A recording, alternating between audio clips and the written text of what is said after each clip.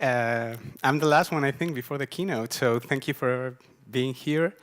Uh, as, as I told you, I want to explain, maybe I'm not the typical speaker, that I'm not an expert on monitoring Prometheus, and we're just a startup, 7 people in engineering, and I want to tell you how we decided that this was good for us and how this could be good for you, and we want to share our experience with all of you. So, wow, that was too fast. So that's me. My name is Nacho, well, Ignacio, but everyone whose name is Ignacio in Spain, you can call them Nacho. That's my Twitter if you want to contact me, but I don't really post anything interesting or a lot of things, but you should definitely follow Shadow Cloud Engineering because we share some technical articles and discussions, and you're free to participate. Who we are, Shadow Cloud. So it's a startup that was incubated in Techstars in 2011. And we have offices in Chicago and Madrid. The main one is in Madrid. So all of the engineering team, we are located in Madrid. We basically offer we have different products, but the most important one, we offer an import API to migrate or to import email and contacts. So our clients are basically ISPs, internet service providers, and email and address book providers. I'm sorry, I'm reading too much from this, Chris, and I have another one here. So I chose these 3 customers because they can sort of explain all of the things we've done. Like the first one in the middle is Stanford University. We started doing bulk migrations, like all of the email they had in their physical servers, move them to the cloud. Email accounts with all their content. Then we moved to have ISPs, such as Comcast, that we still have as a client, and we offer them a portal to migrate email, not for them to migrate, but to let their customers or future customers migrate their email and contacts to their @comcast.net email. This is the same case we have with email and address book providers, such as Google. If you happen to have a Gmail account, which is easy, you go to Accounts and Settings, Import, or something like that, and the people that's doing the migration for Google, it's us behind them. So that's basically what we do. Some numbers to give you more or less an idea of what we deal on a single basis. Only Gmail has migrated 3 million users using our API. We have to have in almost every project a high availability of 99.5. I will come later to that detail. And we have some peaks of bandwidth of 6 terabytes per hour, an average of 1.5 migrating data, 18,000 imports a day, more or less, with 30 million emails and 3 million contacts. And we support, we migrate from, in the case of Gmail, from some providers to Gmail. We support more than 240 providers. Enough. Okay, so what I want to share with you or what you can expect from this presentation. First, I want to do a couple of disclaimers, what you're not going to get in this presentation. I'm going to tell you how we started, what we've been doing, and the plans, how we are right now, and the plans we have in the future regarding monitoring our company. So first disclaimer that we are only 7 people. If you count in the picture, there are only 6 because there's one missing that hates me. But yeah, we're 7 engineers, so don't expect very deep technical detail because we don't have the time and the resources to do it. That's a second disclaimer. So if you are expecting from me to tell you how to use Prometheus, how to optimize it, and how to get to the level and the perfect canonical usage, I would go to another conference because this is not the one. And the third one, sorry, it's full of puns, jokes, and memes. I love them, so deal with them. In the beginning, what I'm going to tell you right now, if you have some experience in monitoring, please close your eyes because everything what you're going to see is awful.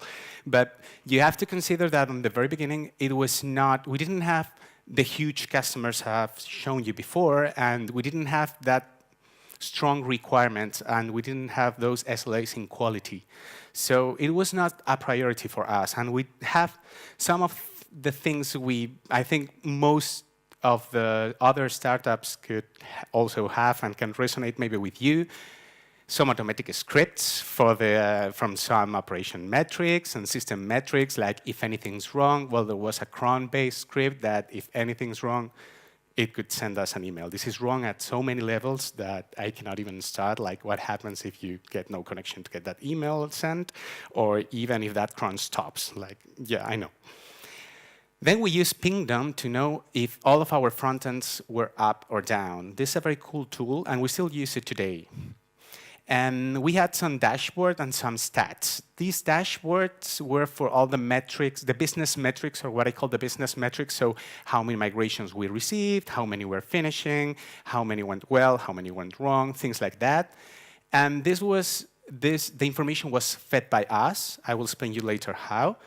And you could also set up some alerts in case I put that chart on purpose, like, boom, that valley, well, you could get an email like, hey, something's wrong with this chart. But it was not, yeah, I was there. So we needed to push all that data to those dashboards. And I'm going to explain a little bit what we had, because this is going to explain all the decisions we took that were wrong. And I want to justify myself and tell you why we decided those things.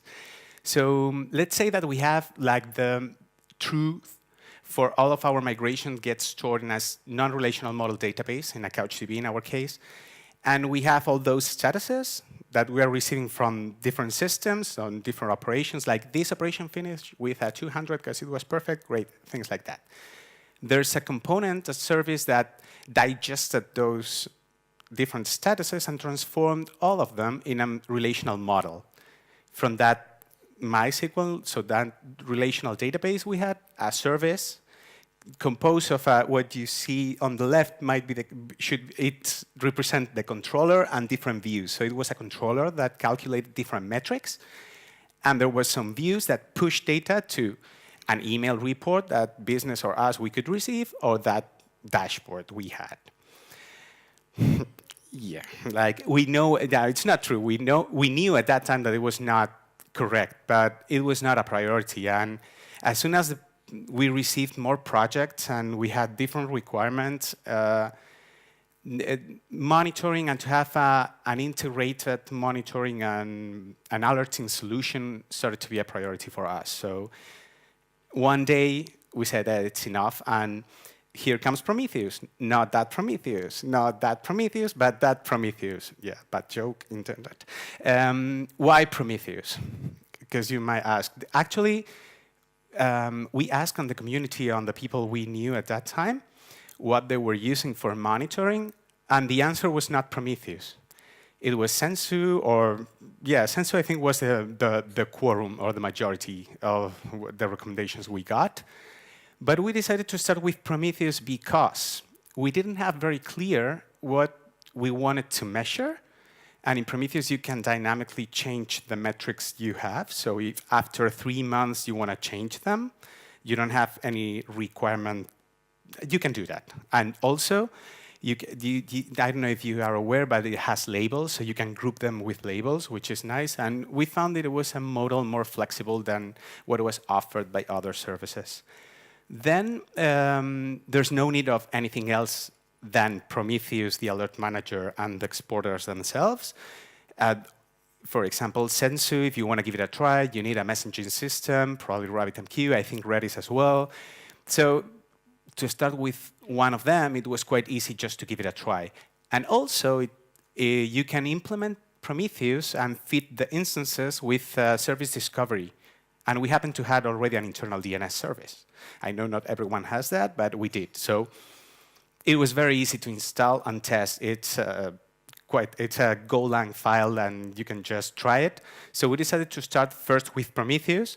If it didn't work, try with another one. If it didn't work, try with another one in small iterations. So we did some first steps, just like a draft. Let's see how it works. So on the very beginning, we statically fed all the instances, all the targets using Ansible. Then we started using our DNS service discovery. And at that time, we only have the service metrics from the node exporter. There's a component called the node exporter that you have to have in every instance, and it gives you directly, out of the box, a lot of metrics. And at that time, it was more than enough for us. Like, I will show you later some metrics. But we only had one case where we needed a metric that was not in our exporter, and, well, some metrics, but instead of creating an exporter custom for us, there are a lot of exporters already that you can use, like a MySQL exporter, a RabbitMQ exporter, depending on what you have. But we had to do some custom metrics. There's a feature on the node exporter where you can just print the metrics on a text file, tell the node exporter where the text file is, and it can show to Prometheus those metrics as if they were native from the node exporter. That's called the text file.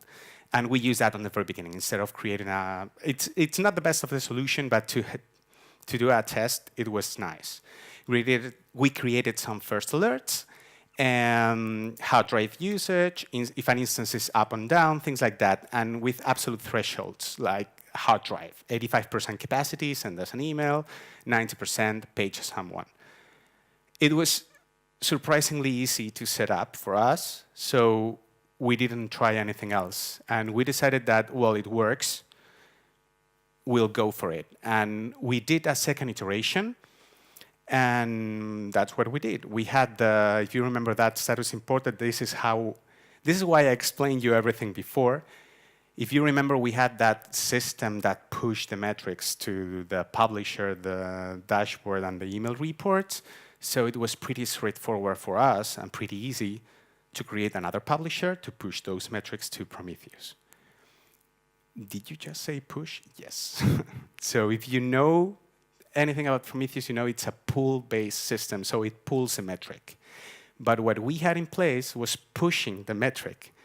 And we needed some kind of buffer or cache. And actually, there is one, but disclaimer, you shouldn't use it for these purposes. Like, this is one of the things we did wrong. It has other purposes in Prometheus, which is the push gateway.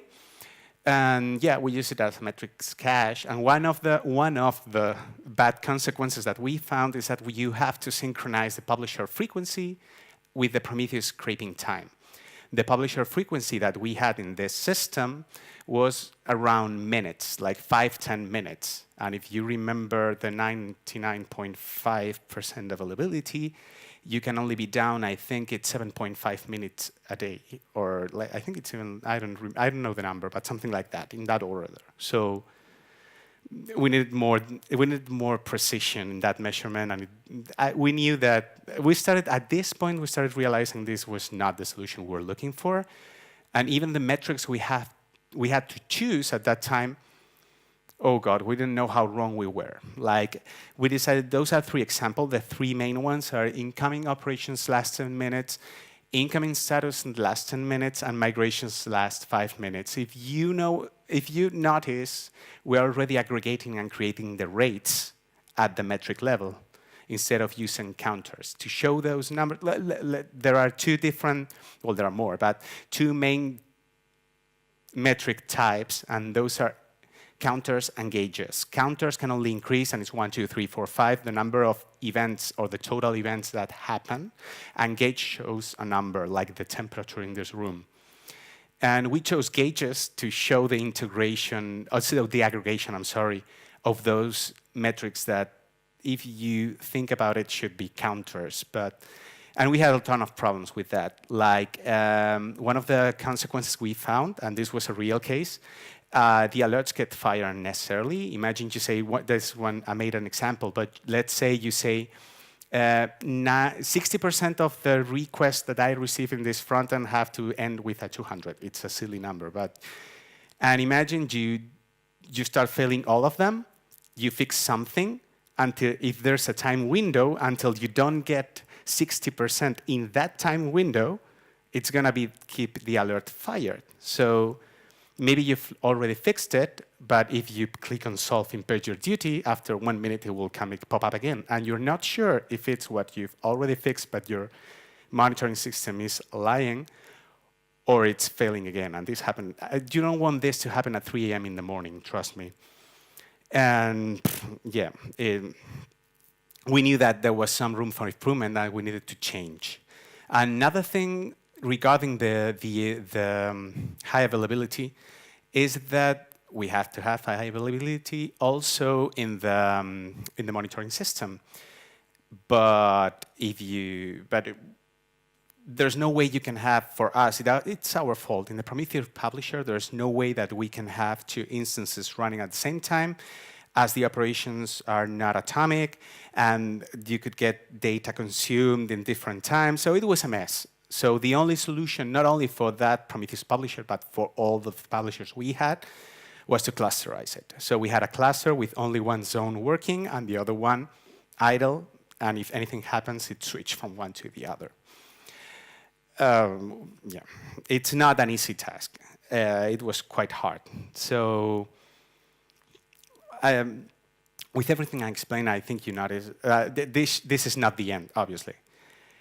So we have this everything clusterized with the push gateway. We are pushing the metrics to that push gateway and pulling the metrics with Prometheus on the other side.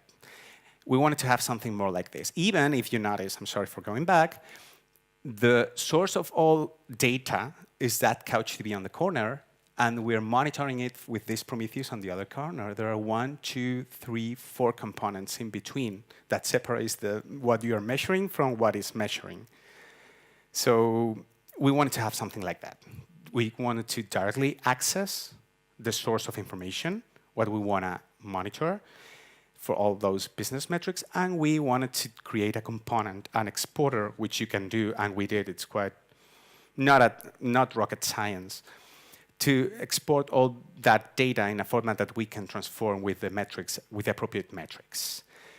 We created the standalone app.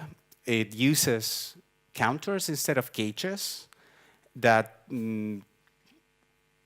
well, I didn't mention that before, but Prometheus handles very well the resets. So if there's a counter and goes 1000, 1001, and suddenly it restarts from 0, Prometheus is intelligent enough to say, hey, this restarted, my new value is 0. So it handles the resets for you. So we could create an exporter that was sort of stateless, like if you turn it off and turn it on again, it can start from 0, because you don't need to have that intelligence in the exporter. Prometheus handles that for you. And let Prometheus do the aggregation and the complicated stuff and have a simple exporter. So we moved all that aggregation and all the handled resetting to Prometheus, so we could create that operation exporter that was much more simpler and that was stateless in that sense. So it also had a very nice feature, which is that right now our problem with HA was solved, because as we're pulling the data directly from the source, from the CouchDB, we can pull from the same source twice. And in Prometheus, we can aggregate the counters. So like, hey, if you're receiving the same metric twice, just pick the max of them. Because it's a counter, the one that has the maximum value should be the right one. Like if one says you've received 1,000 requests and the other one 1,001, just pick the 1,001. Probably it's more accurate. And yeah, and now everything works because the metrics are well thought and well chosen. So the lesson here, or I think the most important takeaway is that don't use gauges if you can use counters. And now we are using more metrics, but the 3 main ones are operations request total, operation statuses total, operation errors total, and we do the aggregation on the Prometheus side, which is much more simpler. And the alerts. We also evolved the alerts. So from, I told you, like the 95% hard drive and all those absolute thresholds. There are some nice sugar on Prometheus that you can use, like in this case, the predict linear function. And instead of telling Prometheus, hey, send me an alert when the usage of this hard drive is 95%, you can tell Prometheus, hey, send me an alert if you detect or if you predict that in 3 days, this hard drive will only have 2,000 megabytes. Of course, it's a prediction, but you get an alert 3 days before. And for most of our services, if there's nothing wrong, usually it gets the hard drives or the logs or whatever you have that are usually steadily growing up. So it's not suddenly. It could happen, but you can also have the other alert just in case. So it's very nice because you can plan in advance. Also,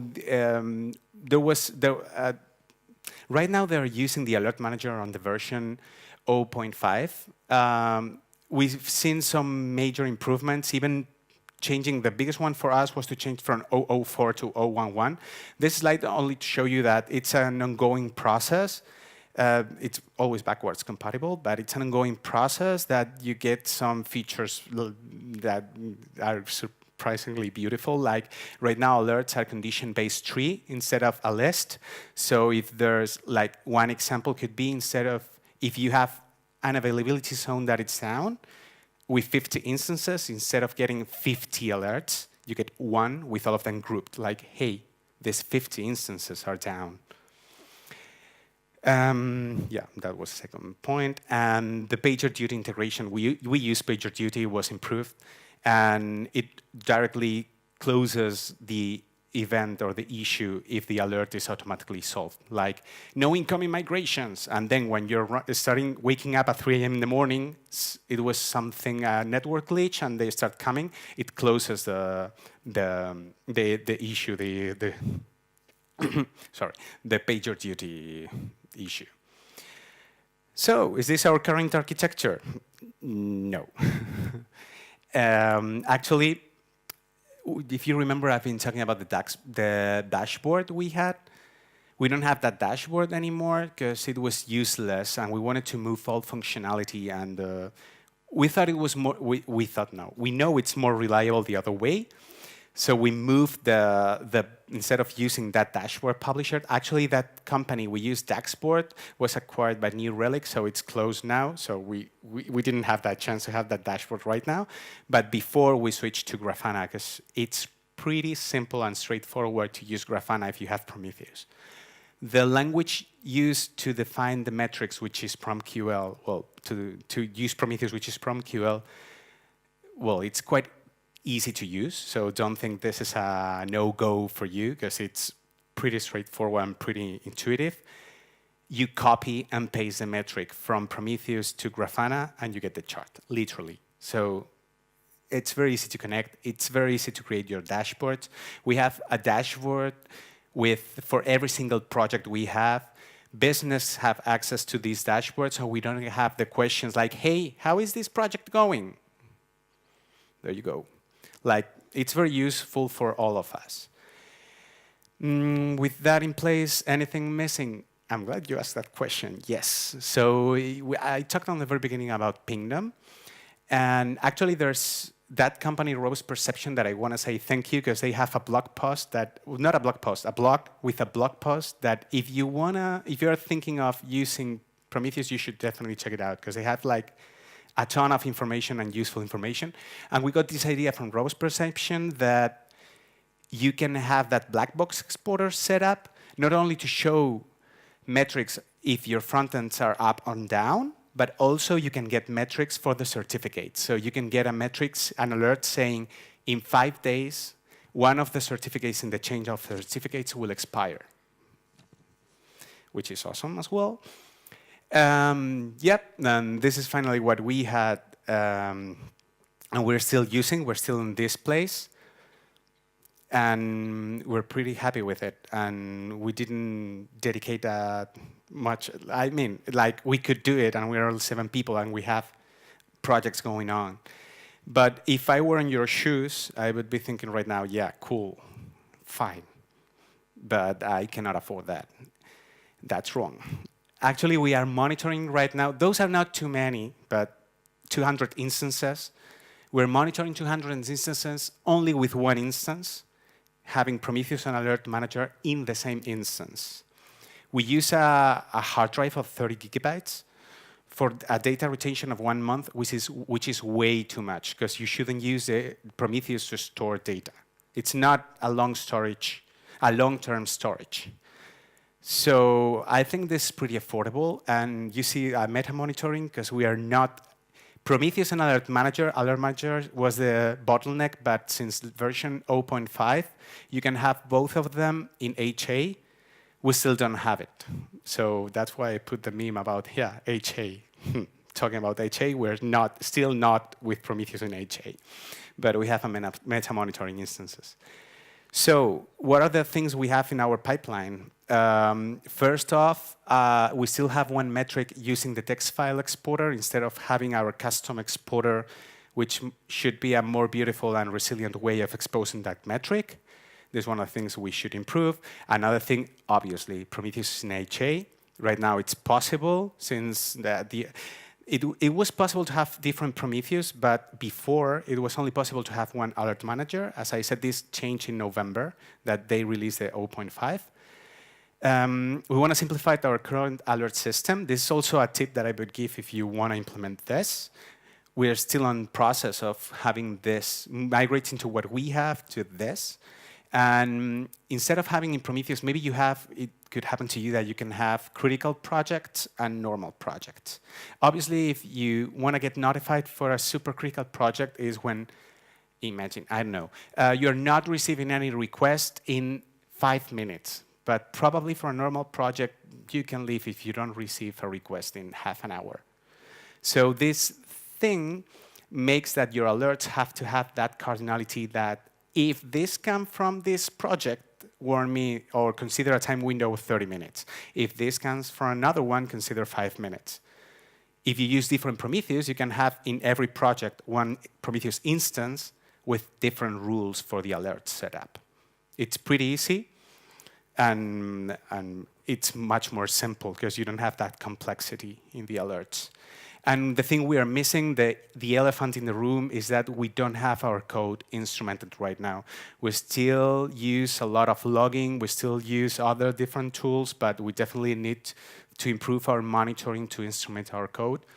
And this is some of the things we're still working on. I was talking about Prometheus in last year at the end of December, and we still had the same to-do list. So we still have those things that we need to implement, but our system is working really reliable and really good. So that's why I don't want to say, and here I use this meme because I don't think it could be for everyone. As I said, we already had a DNS in place. We don't need a long-term storage because we have the other thing working, that digest and that MySQL.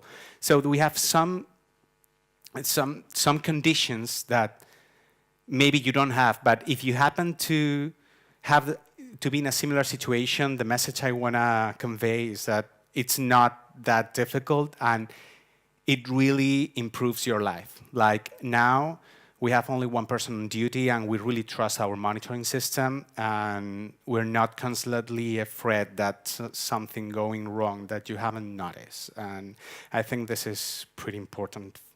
And I hope you're a little bit convinced. So thank you very much.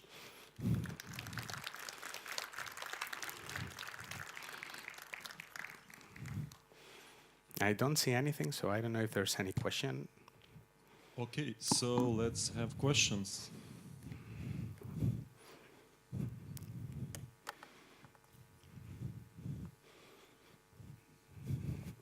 I see the guy with the hand.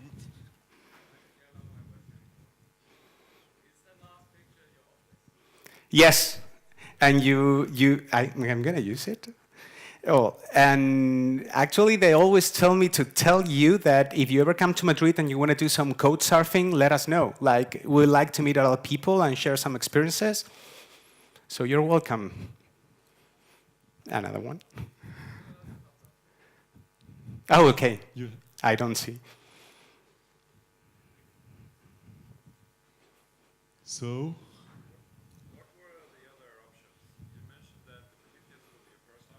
Yeah. And then you had some backups. What the backups?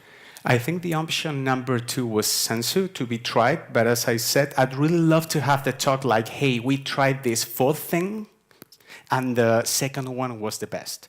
But we only tried Prometheus, because it really fulfilled what we needed on the first place. And I think when we directly turn it on, and we started seeing all the metrics like from memory for the instances, if they're up or down, hard drive, a lot of system metrics, we're more than happy. Like, we didn't do anything. But as I said, we already had service discovery. We had some things that made our life easier. But for us, it was more straightforward than what we thought.